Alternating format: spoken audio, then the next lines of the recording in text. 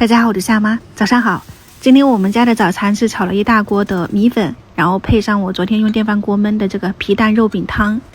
昨天晚上大概9点多钟吧，我把食材都备好了。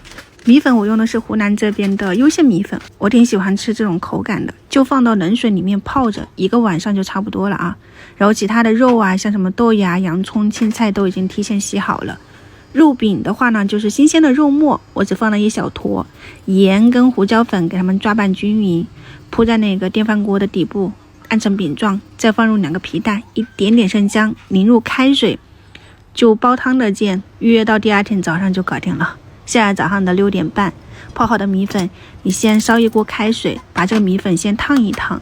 这种干米粉泡过1夜之后就不需要煮太久了啊，基本上就放到开水锅里面烫一下，你用手一掐它就断了，基本上就可以捞出来了，非常的快速。不然的话干米粉要煮挺久的，早上就比较费时间。然后用冷水给它多搓洗几遍，搓掉表面的米浆，吃起来就不会发黏，就很干爽，控干水分。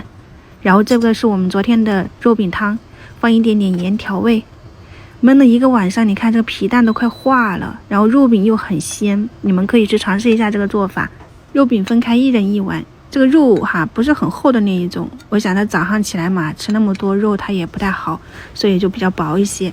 你不喜欢吃皮蛋，你就在上面打几个鸡蛋，焖出来就是鸡蛋肉饼汤。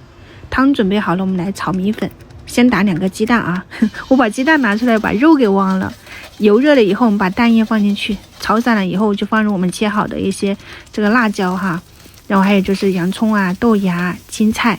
顾着家里老人孩子，我这个辣椒都是收着放的，就放了一丢丢，就微辣的口感。再放入这个米粉，淋上一点酱油，然后一点点那个辣椒粉、盐我已经快速的给它翻拌均匀。